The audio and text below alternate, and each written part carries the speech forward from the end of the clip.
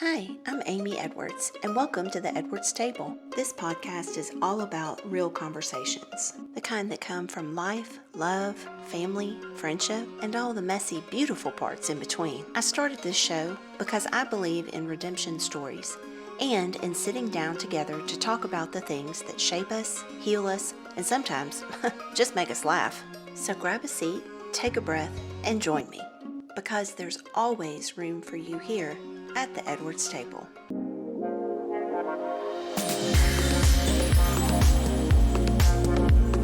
Well, hey y'all, and welcome back to the Edwards Table podcast. I am Amy Edwards, your host. So excited to be here. If you joined last week, you definitely heard all about the month of July and why it's such a big deal. It's a whole month of us celebrating here at the Edwards Table because this marks the 1-year anniversary of us launching this podcast. And so we're just taking the whole month to celebrate. So last week kind of talked about some bits and pieces that were things to celebrate. One being definitely the fact that we got here. 52 episodes by the time next week launches. And the fact of my daughter Maddie joining me for season 1.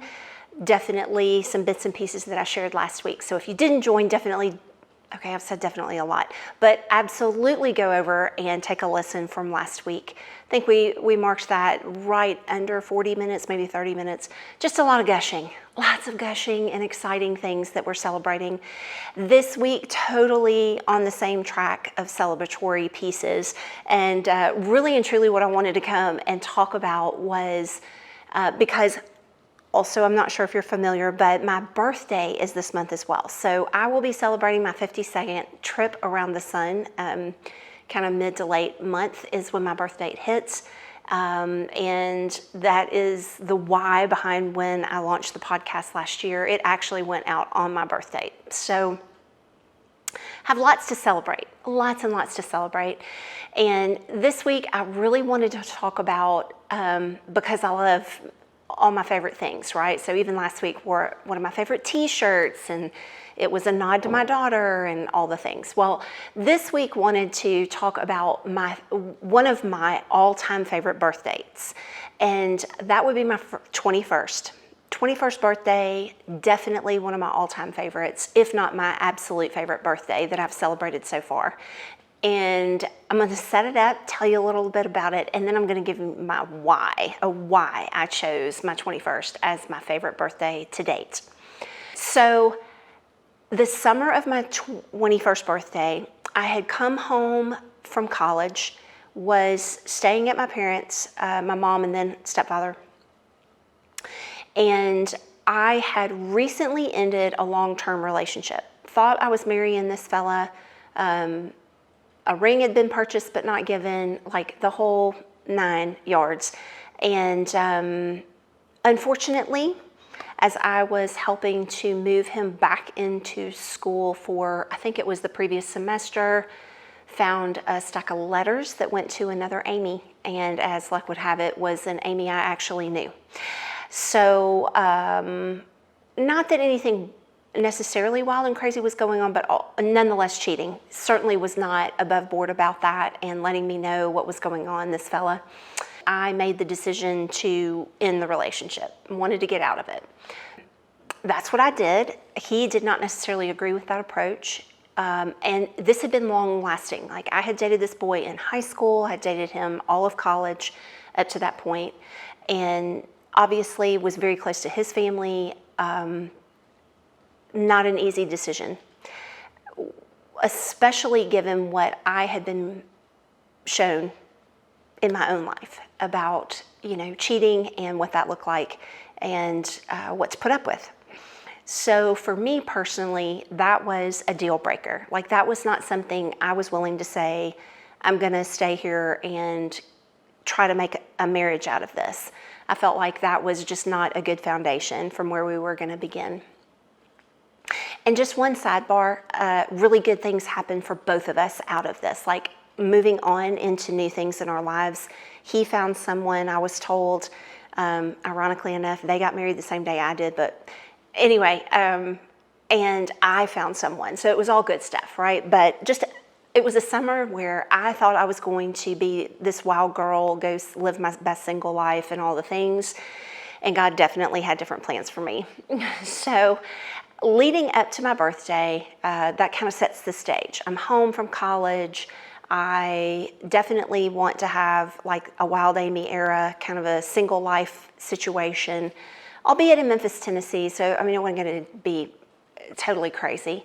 But a couple of weeks, maybe a month before, like in the month of June, my family was headed over to a family friend's house. They had built this in-law suite. And I know if you listen to season 1, I think it was episode 3, I talk a little bit about this, but I'm going to go into a little more detail. So we end up being invited over to this family's house to help paint, I'm quoting, air quoting, paint the in-law suite. And there were several of us that were invited. They had 2 grown sons that were in their 20s, but then they also had 2 younger daughters that were, I can't even remember their ages. I want to say maybe like 8 and 12, 8 and 13, 7 and 12, 6 and 12, something like that, but 2 younger girls that were still at home. And so we came over, was the deal. We were coming over, right? Well, my mom let it slip that there was a fella involved, that there was going to be this boy that she wanted me to meet. And that sent me on a tirade and a baby hissy fit. And I was like, I'm not going. Like, I am not going to go meet a boy. I am not spending the summer with some guy or whatever else. So we had a banter back and forth. And if you know me and know I was definitely mouthy, but I was obedient. So if my mom said I was going to do something, I was going to do it. But I was not going down without a fight. So mouthed off, told her I wasn't doing it, whatever else. Well, it happened that this was a Sunday and we had been to church. And back in the day, this was like the 90s, early 90s, when you went to church, you did your hair. And if you have ever seen me on social media or you watch this, you see I have very long, very straight hair. And so curling it was an act of love and definitely something that I did often. I would sleep on like rollers, or I would rag roll my hair and sleep on it that way or whatever. But like I would curl my hair typically Saturday night in preparation for Sunday morning. So I had done that. Had done my hair, full face of makeup, had dressed really nice for the morning, obviously.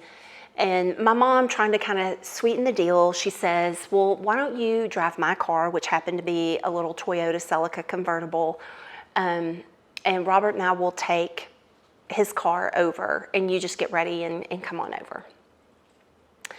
Still pitching my baby fit, didn't want to go. So angry because I didn't want to meet a boy. I didn't want a guy in my life. I just want to be single, have fun, and play around for the whole summer, and then go back to college and do my thing. And so I came home. I was at home, and my mom had called and talked to me in person and was like, girl, you're going. So get it figured out and don't be long behind us.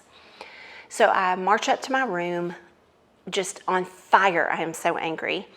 I proceed to take my brush out, brush all of the curl out of my hair, put on the literal, absolute, holiest, most stained, disgusting t-shirt that I owned, a pair of Umbro shorts, my Tevas, and threw my hair up in this ratty ponytail, messy, I don't even know what it was situation, but literally like up on top of my head. Like if I took all my makeup off, didn't even put on gloss. Like I was not going over there trying to look any kind of way. Threw a baseball cap in the back of my mom's car, put the top down, and zipped on over to our friend's house. I walk into the door and I am met by this older gentleman I've not met before. He is, maybe 10 years older than my parents at the time, so he's in his 60s, mine are in their 50s. He introduces himself, and I turn and he quickly pushes the back of this guy and introduces me to him. And this was the boy that I was told I was going to meet. So Charles introduces me to John. John introduces himself, and then as quickly as he was standing there, he literally like turns and darts out of the room. At which time I then turn and I see my mom, and I'm like, okay, I've done my thing, kind of a look. And very soon within the conversation, Charles is saying, do you mind giving him a ride home? And I'm like, I literally have just met this guy. I have no idea who he is, one. Two, I am meant to go out with my best friend from college. She and I were going to go out that night. And three, no. Like, ew. I came, I said hello, I was pleasant, and I had good manners, albeit I look like the kiss of death. But like, dude, I am not here trying to give somebody a ride home. Also, Southern girl who goes to church, so yes, I'm going to say yes. I'm not going to be embarrassing in that situation. And that's when John then turns on his heels and darts out of the room. And I'm just like, this is so ridiculously embarrassing and so awkward. So I stay there for, I don't know how long. It feels like eternity. It's probably an hour. Paint with my mom and stepdad, and finally I stumble upon John, and I'm like, listen, if you still need that ride home, I'm going to have to leave, and we're going to have to do this now because I've got plans for tonight, and I need to go ahead and start making my way. In my mind, I'm thinking he lives close by. Okay, so I'm a little bit nervous about my time and how long I've got to get him there and then get myself back over to our house. Shouldn't take probably 30 minutes round trip in my head. That's what I'm thinking. Well, he does his thing of wrapping up, doing pleasantries and whatever else. I do my thing, we move around whatever rooms and say goodbye to everyone. And he comes two-fisted to my mom's car with a shirt over his arm. He's got a white styrofoam cup and a red Solo cup. And he sets the styrofoam cup in the cup holder, puts the Solo cup down on the floorboard, and then very quickly panics. And as I turn my head to look over at why he is panicking, it's because he has a red Solo cup full of beer, full of beer. It knocks over in the floorboard. There is beer all over the front of my mom's car, and I am dying because my mom, a very particular human when it comes to her car. She is very adamant about treating her car really well, like does the whole getting it cleaned or cleans it personally every week, keeps the interior immaculate. And I'm like, are you freaking kidding me right now? Like, you have spilled beer all over my mom's car. Beer in Memphis in June. Not a cool month. Not a chilly month. This is hot, humid, and in my mom's convertible. Anyway, so he quickly takes the shirt that he had, I guess he had like a polo shirt, had changed into a t-shirt, takes his polo and like is sopping up the floor, whatever. I'm trying to make him feel good. And I'm like, don't worry about it. I'm sure it'll be fine. Once it dries, we'll keep the top down, whatever. So he gets into the car and, we hook up our seatbelts and I'm backing up out of the driveway. And so I'm like, okay, so where exactly are we going? And he was like, oh my gosh, I don't have my wallet and house keys. And I was like, okay, well, where do we need to go to get those? Well, at the time, so in Memphis, there are smaller townships on the outskirts of town. And we have gone, where we are located is in a smaller town called Collierville, which is pretty far outside of the city limits, maybe 25, 30 minutes. For Memphis, it's pretty far. And he's like, okay, I need to go back to Germantown and pick up my keys and wallet. So it's about a 25-minute drive to there. And then from that place, then I need to go back out to where I actually am living right now, which is with a family that lives in outside of Memphis, but like another 30 minutes from where we were in Germantown. And I'm like, are you kidding me right now? Like, we've got to go all these places in order to get you home. Great. So we drive over to Germantown, and all the while we're chatting, kind of getting to know each other, whatever.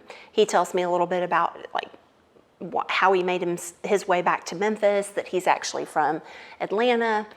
And I didn't pick up in our conversation that he actually came back to Memphis. Like, he had lived a substantial amount of his childhood in Memphis before his dad got transferred over to Atlanta. I don't know how I missed that.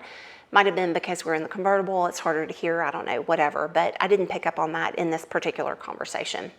So, long story short, we do this 45, 55-minute freaking ride around the country, it felt like, to go get his keys and wallet, then get back over to where he lived or whatever. So as we approached getting him back to where he was staying, he tore off the top of the white Solo cup and asked if he could give me his number. And I was like, sure. And at that time, he had a pager and a cell number, so he gave me both. And I jokingly said, I was like, well, I'm not that fancy. I only have a cell number and a house number. So here are my numbers, and gave them to him. And we went on our merry way. Well, I worked at a kids camp for a church.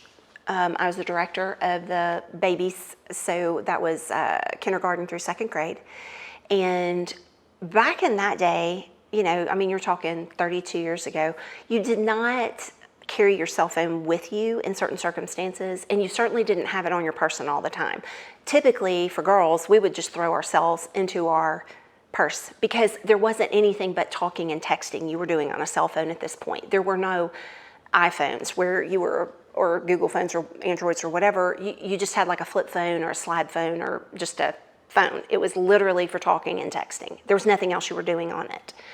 And if you were not super into buying the most expensive phone, when you were doing said texting, you were texting by number. So like the number, I think it did start with 1, and that was A, B, and C. So like you would have to hit it for the letter you wanted, and then the next letter, and the next letter. Like you were very serious about your text game back in the day.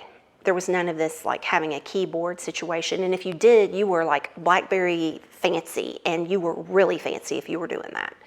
So I was not. I was, having to push the buttons 100 times to get the right letter, and then, whatever. So we left that day. I went to work later the next week, midweek. I got a phone call, an emergency phone call while I was working. And I know I shared this back in season 1, but just quick recap. My mom calls me. I was on a field trip, get a radio message on the walkie-talkie that I need to come back immediately, that I have an emergency phone call. So I get the bus driver to please bring me back. She does. I go to the phone, and I'm really nervous because it's only been 2 years, a year and a half ago that my grandfather had passed away. And so I'm thinking the worst, right? Your mind immediately going to the worst. I'm thinking, oh my gosh, my grandmother, there's something wrong with my grandmother. Or something wrong with my stepfather's parents. And so I get back to the church. I call my mom, and I was like, is everything okay? And she was like, oh yeah, why? And I said, well, they said it was an emergency. And she goes, oh, I didn't mean it was really an emergency. But that boy, you remember that boy that you met last Sunday? Well, he called you. And I'm like, Mom, I mean, fine. Also, I don't honestly care that he's called me. I mean, he's nice enough or whatever, but like, you can't call me at work for this. Like, please don't do that again, because I will get in trouble for being up here. They had to bring me back from a field trip to call. So anyway, I get home that night. I call John, and I kind of tell him, the story of what has happened. And he was mortified. He was like, oh my God, I had no idea. He said, I actually just had some free time in my day. I was calling to see if you wanted to go out this weekend, trying to give you a few days heads up, whatever. And I was like, super appreciative of that. Happy to go out. I get off from work on Fridays at, I don't know, like 6 or 6:30, and I can get home, shower and whatnot. You'll want me to do that after working with kids all day. And so we went out for that first date, and from that point forward, we're literally inseparable. So this was just after the 4th of July. Like, we didn't get together for the 4th. He already had plans. I already had plans. So we did our own thing or whatever.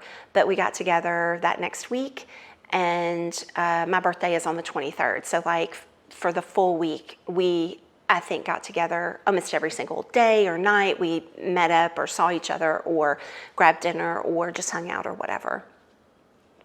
So my family had planned a celebration for my 21st birthday, and I was told I was, welcome to invite John to that. And so we had lunch at a restaurant in Memphis that was, I can't remember what it was called then. It's now called Southern Social, but then it was called something else. And we sat in this certain area because we were a large party and had a big table. It was all the grandparents and the two step cousins I had, my stepbrother, and John.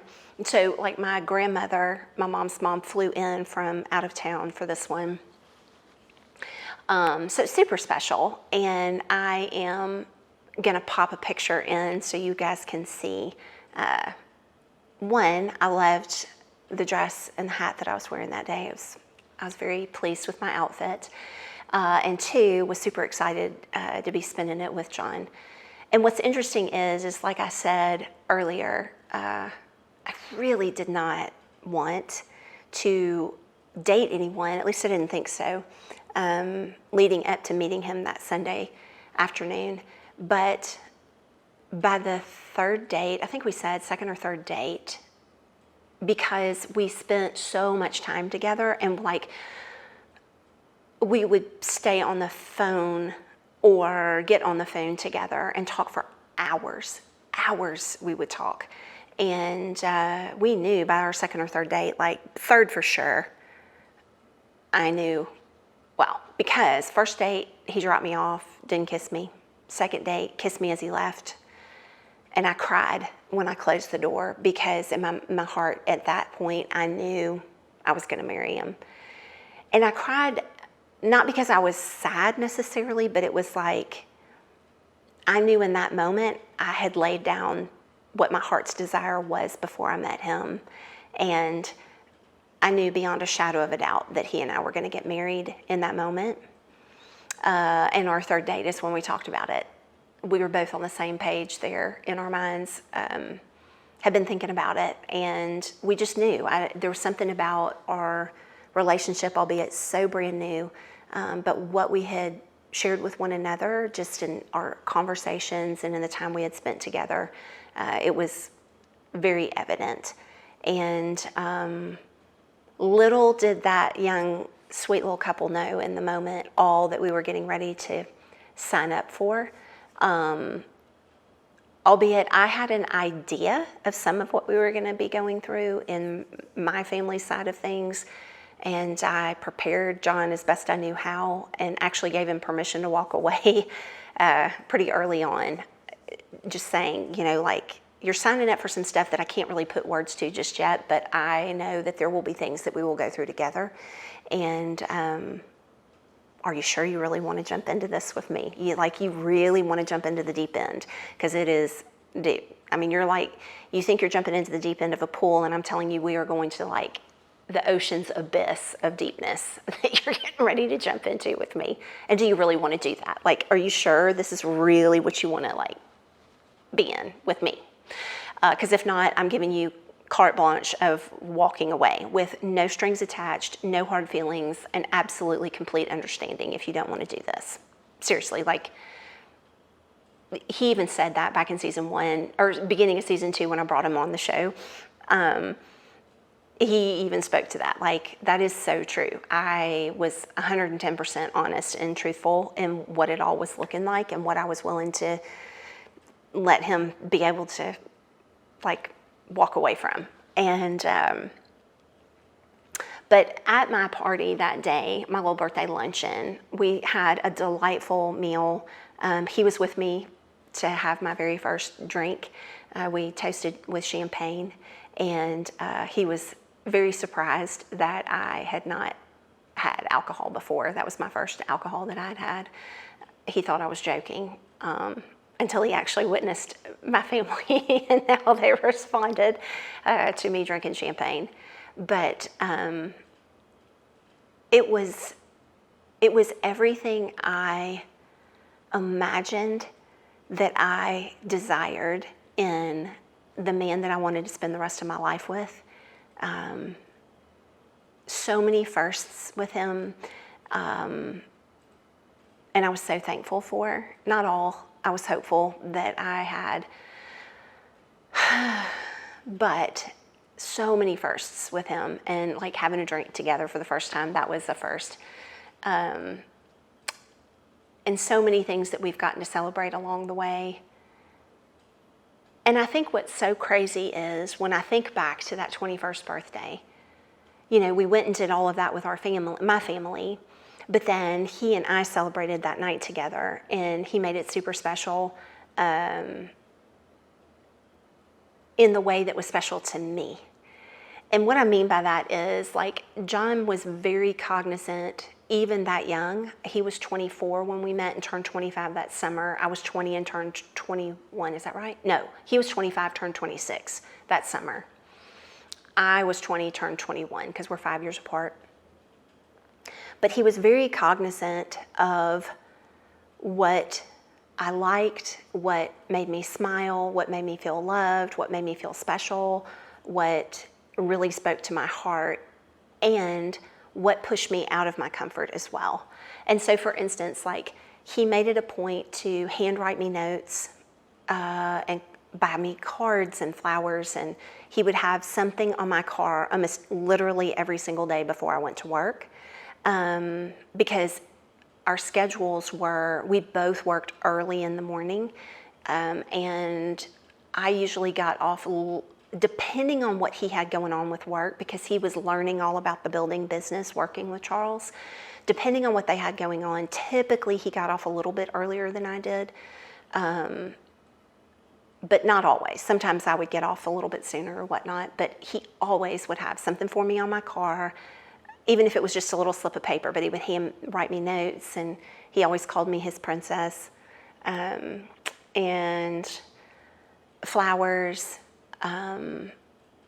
not a ton of things. He knew that that wasn't important to me. Like, I wasn't a girl who cared about jewelry and clothes and purses and makeup and all that kind of stuff. I was like, he was lucky for me to have any kind of makeup on, usually maybe a little bit of mascara and some lip gloss, because I didn't wear makeup other than maybe to go to church, or if we were going to do something that was more formal, like if we were going to the theater, for instance. And that was partly just the generation I'm from. There were a lot of girls who were very much about the whole natural look, and there wasn't this fake natural like we have today, where everybody's put on like 700 layers of, you know, concealer, and I don't even know what people put on, because I'm not that girl. I wear tinted moisturizer and a few other things, and that's about it. But like, natural look was very much a thing, and thankfully he loved that part of me, because that's just who I was. So like, all this stuff was not so important. My love language, I found out later in life, is quality time. And so for him to spend the amount of energy and effort he did dating me to make me feel loved and special, it was incredible. And even that early on in our relationship, I mean, he always went over the top to make sure that I felt loved that way. And so, yeah, that 21st birthday for me, leading up to it, was insanity, because I was so determined I was not going to date anyone. And then getting to celebrate the way that we did at the restaurant with my family, having my first drink together, and then that night him taking me out for dinner and just hanging out together, spending time together, was incredible. And like, the details of what he would think about always made me feel so special. Like, he always made sure to make me feel special. Still does, but like, then early on, you know, even that's very much who he is. He's very cognizant of that in the people that he cares about and loves, his kids, and dear friends. Like, he is aware of those details. And so he makes you feel seen, and sometimes it sneaks up on you. You don't even realize that he's done it, but he's aware, and he makes it a point to be mindful of those details. And so it made my 21st birthday super special. And part of what is interesting about our relationship is I was so tight-laced, straight-laced kind of a human, very much a rule follower, and at that point in my life, exceptionally so. Like, I was very much rigid and by the book. And he was so much a just free spirit, fly by the seat of your pants. Let's just go have fun. Let's go, party and have a good time, and we'll worry about paying bills later. And so we complement each other in such an amazing way because we are so different in that piece of our personality, and yet we are so similar. So like even though I'm very type A, check off the boxes, whatever else, I love to have a good time. I love a good belly laugh. I love a really good story. I love dancing and singing. I loved being in musical theater or theater in general. I loved being in music, like creative, artistic, painting, writing, those are all me. Whereas John, not that, like that wasn't his thing. However, music very much a big part of who he is and what's important and special to him. He comes from a very musically gifted family and is musically gifted himself, albeit he would never admit that. But like, he was so fly by the seat of his pants, whereas I was so tightly wound. And so we balance one another in a beautiful way and still can have tons of fun together, still to this day do. His goal, I think, in life is to make me laugh, and my goal in life is to make him in different ways. We're a riot, the two of us. But also we wouldn't have been married 29 years and have known each other and been dating, the previous two. So like 32 years we've known each other and have been either dating or married. So I've thought about that a lot lately. I think when I'm thinking back to last week, if I made mention of this, I am pretty sure I did. I said I started writing again, and I've started writing a lot lately, and I'm hopeful next year is going to be a really big year for that piece. But like in that, I'm writing a lot and thinking through stories that you all have not heard yet, that have brought me to where I am today. And that will be a big part of the book that I am putting together that I'm super excited about. But it just keeps me smiling because even though it's heavy and hard, there are some really heavy things that I'm having to write about. There are also some really fun things that I get to write about too, and fun memories that I've had so far in life. And so that was kind of how I landed on today, was thinking about, what to celebrate this week in the episode that we were having this month, and thinking about my favorite birthday and the why behind it and how I arrived at it was definitely something that made me smile really big, and is definitely a big thing of something I want to celebrate and celebrate really well. Is, picking out favorites and talking about them and the why behind it. And I think because it's my first birthday I spent with John as just someone who we had literally just started dating, and the absolute fun that we had doing the dating thing. We had so much fun dating. He is a really good dater. Like, he knows how to date really well. Okay, I have to say this too. So, fun fact about when we were dating, I'm gonna go ahead and say this part. I think I told this to Maddie in season 1 when we were talking about this. I think it was episode 2 or 3, but we were talking about just John's personality and how magnetic it is to people. But like literally the first 6 months he and I dated, literally every time we would go out to dinner together, which was often, every single time we had a female server, she would somehow slip John her number. I mean, it got to the point where at one point we had a girl like sit down in the booth next to him while I was sitting across from him. And he looked at her and he was like, I'm with her. It's just like, well, that's fine. You can drop her off. He goes, no, you need to get up. Literally, I am with her, period. Like, there is no us. It's she and I. I mean, it was out of control crazy. And half the time he was oblivious. I would get so tickled because like on the receipts they would bring, call me, and it'd be girl's name and number or whatever. And I can't even. So it's not shocking that I enjoyed being around him because literally everyone did. But it got comical because every time we turned around, the girls were putting the numbers down for him and whatever. And I was like, it's ironic because like guys weren't like putting their numbers down for me. And he goes, well, no, because they know I'd kick their butt. And I'm like, well, yeah, that's fair. Apparently I don't have the like messy bun, earrings out kind of a vibe. These girls really didn't know who I was. I'm quite the jealous gal when it comes to my fella. But they weren't picking up that part of me. So anyway, but yeah, 21st birthday, by far my favorite. By far my favorite. And it's funny because 2 years later, John and I got married.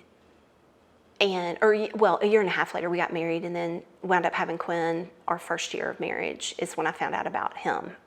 Like, I was pregnant with him or whatever, but had him the following July.